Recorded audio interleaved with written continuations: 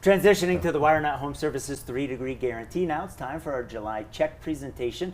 Susan Sutherland from the Mustang Ambassador Program. She's the Executive Director joining us this morning. Good morning, Susan. Good morning, Matt. We'll come back to you in a second, and I want to welcome Trent Urban. He is one of the owners of Wire Nut Home Services. Trent, thanks for being here this morning as well.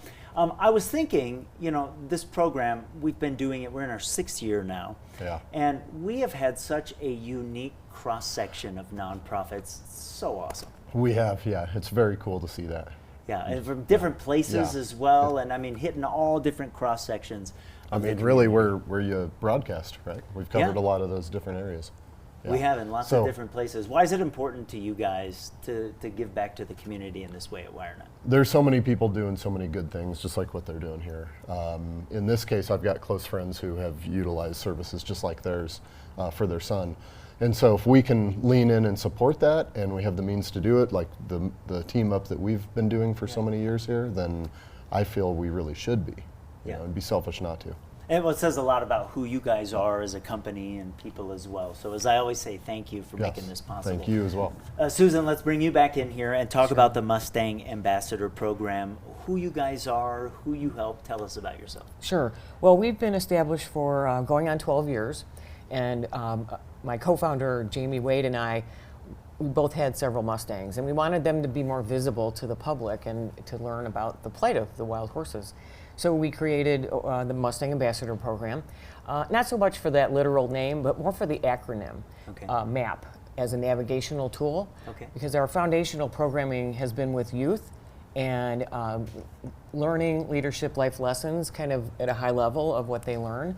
But it's about certainly how to ride. That's what the kids want to do. Sure, of course. But they learn how to take care of the horses, feed them, muck the stalls, take them to water.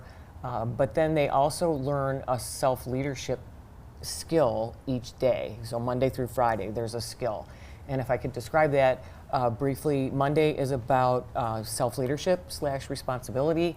Tuesday is around communication. Wednesday is around problem solving. Thursday relates to relationships. And Friday is about resilience. And each of those skill sets is put into context in the morning each day.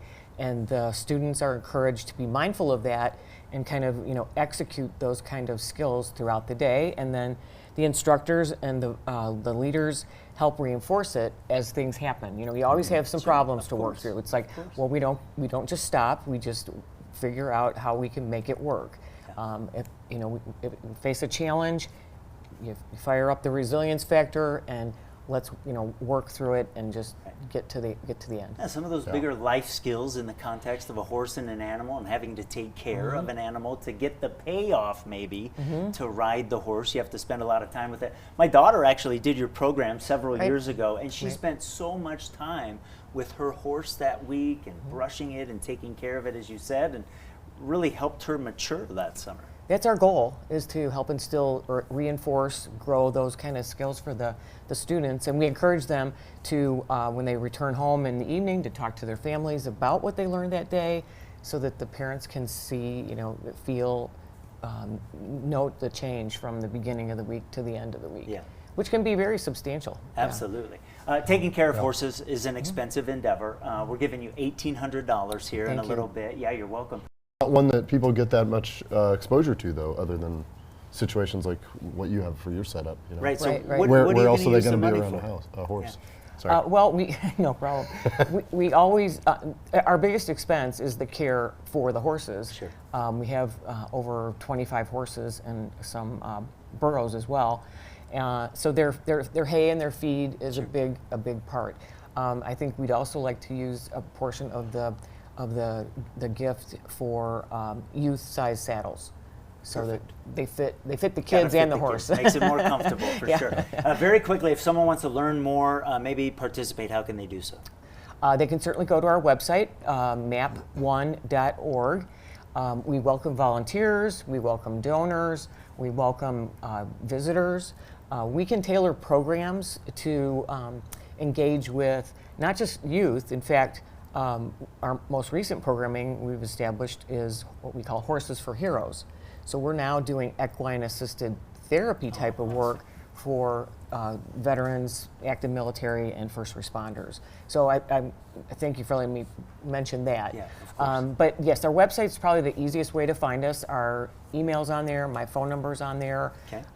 And we're very flexible, and we can make things happen. We'll get it up on the website, fox21news.com, in a little bit. You see the info there. It's a big impact you're making. We've got a big check to give you. Let's bring Joey in, $1,800. Wirenet Home Services, 3-degree guarantee. Oh, good job, go. Joey. Good job, Susan. He Thank came in you riding so a much horse. for what you Appreciate guys do.